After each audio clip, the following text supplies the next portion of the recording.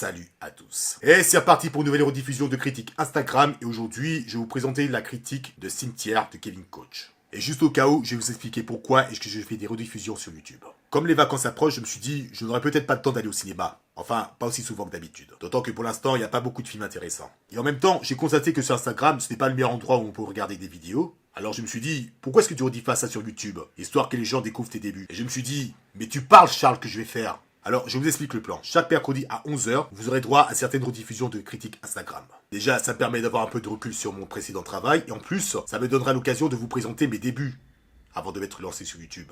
Voilà pourquoi je tiens à les faire, ces rediffusions. Donc voilà, c'est tout ce que j'ai à dire avant de lancer la critique, je vais pas vous embêter plus longtemps. Et sans plus tarder, mes chers amis, voici la critique du cimetière. Bon visionnage. 3 points essentiels. Premièrement, c'est la première fois que je regarde un film adapté d'un roman de Stephen King. Deuxièmement, je n'ai pas encore vu le film de 1989. Et troisièmement, vous l'avez bien vu, et je déconne même pas, c'était ma première fois avec un film d'horreur en salles obscures depuis 19 ans, soit Sixième Sens. D'ailleurs, je sais même pas si c'est un film d'horreur, Sixième Sens, ou si c'est un film fantastique, tout simplement. Enfin bref.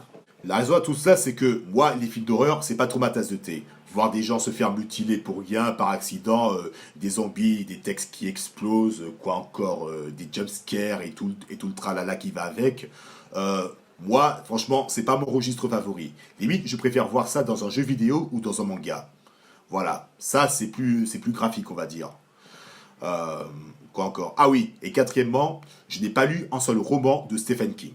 Voilà, comme ça c'est fait. Comme ça, on va dire que je critique le film et non pas m'amuser à comparer l'adaptation et l'œuvre originale. Voilà. Du coup, j'ai voulu retenter l'expérience avec Cimetière, sorti le 10 avril 2019, et je vais vous raconter ce qui s'est passé. Je suis venu, j'ai vu, et j'ai trouvé ça complètement con. Synopsis, une petite famille vient d'emménager dans une petite maison près des bois, précisément à côté d'un cimetière pour animaux. Et quand tout d'un coup, un jour, le chat de la petite famille se fait écraser par un camion. Et du coup, le père qui est médecin et qui a eu des visions, d'un zombie ou je sais pas quoi, va enterrer le petit chat dans un endroit précis conseillé par un certain voisin. Et voilà, donc le scénario en lui-même, non, j'en parle même pas. C'est débile. Voilà, c'est débile. À défaut d'avoir des frayeurs, voilà plutôt que je me sens consterné en regardant ce film avec un scénario complètement con, avec des personnages complètement cons, et aussi des tas de clichés complètement cons les uns que les autres. Tout ce que j'aime pas dans un film d'horreur en fait. Voilà que je te fous des jumpscares, un camion qui passe, ça y est, c'est jumpscare. L'histoire de la femme avec ses visions de sa sœur morte qui avait encore tordu, ça c'est bon. Je pense qu'on l'a vu dans Exorcisme. Moi j'ai pas vu l'Exorcisme, mais bon, je pense que c'est à peu près le même délire. Pourquoi est-ce que je dis que les personnages sont tous aussi débiles les uns que les autres? Voilà la première réponse. La fille. Première scène. Elle quitte la maison et elle voit une bande de gamins qui portent tous un masque et qui traînent en brouette un chien ou un chat mort, je sais pas quoi. Et elle va les poursuivre jusqu'au cimetière des animaux.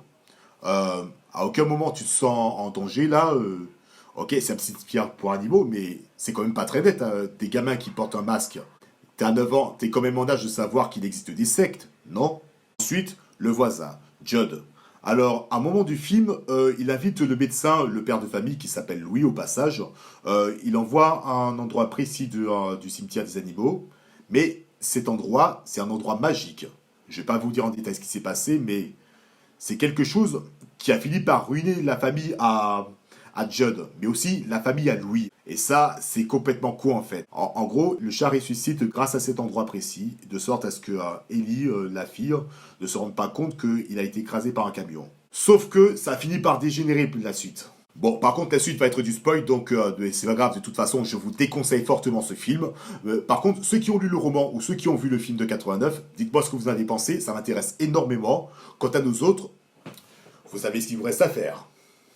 Alors, Louis, depuis le début, je voulais qu'il crève ce gars. À partir du moment où il laisse sa propre fille se faire écraser par un camion le jour de son anniversaire. Et encore, elle n'est même pas écrasée, elle est juste propulsée dans les buissons. De plus, cette mort-là n'est même pas logique. le camion a freiné et le conteneur traîne à terre jusqu'à Ellie, la fille. Et du coup, normalement, elle se fait entraîner par le conteneur et se fait aplatir comme une crêpe, normalement. Tu as des morceaux de chair et tu as du sang qui coule à terre. Or, là, elle est juste propulsée dans les buissons. Non, je suis désolé, ça n'a aucun sens. Et bon, pour revenir à Louis, il a pris la décision la plus idiote qui soit. Quand il a enterré le chat, il a bien vu que le chat est revenu à la vie, mais il est devenu maléfique, au point de pouvoir traîner la famille à mort. Et là, Ellie est morte, maintenant, sa propre fille, et le reste de sa famille est parti chez les parents de Rachel, la femme, et il a pris la décision de ressusciter Ellie. Alors oui, je sais parfaitement que le gars est en deuil, il refuse d'accepter la mort de sa fille, mais il a quand même conscience que si la fille ressuscite, ça veut dire que la fille ressuscite en tant qu'être maléfique, pleine de rancœur, et qui veut traîner toute la famille à mort. Et malgré ça, Louis veut quand même ressusciter sa fille. Putain, mais je vous jure, après tout ça là, j'avais qu'une seule envie, c'est que Louis, il crève. Mais qu'il crève! Mais le premier prix revient tout de même à Judd qui lui a présenté ce fameux endroit. Remarque que Judd, il aurait pu voir le chat se faire écraser tout seul sans prévenir qui que ce soit, même Louis, hein, et puis voilà quoi. Juste, il aurait enterré dans ce fameux endroit même, et le chat serait revenu à la maison. La famille le voit, ne sait même pas que le chat a déjà été écrasé, et ça y est. Là, j'aurais peut-être plus d'empathie pour lui et tout le reste de sa famille.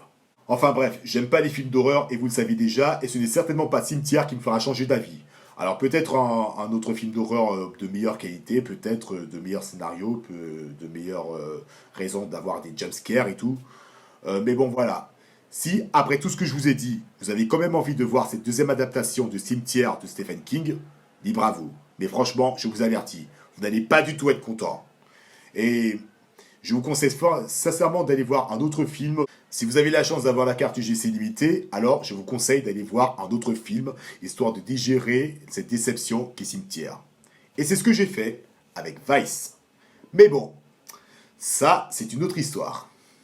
Merci à tous d'avoir regardé cette vidéo jusqu'au bout. J'espère que cette critique vous a plu. Comme d'habitude, on n'hésite pas à s'abonner à la chaîne, à me suivre sur Instagram, à activer la cloche pour ne manquer aucune de mes vidéos. Et on se retrouve très bientôt pour une prochaine vidéo. Et d'ici là, portez-vous bien. Ciao.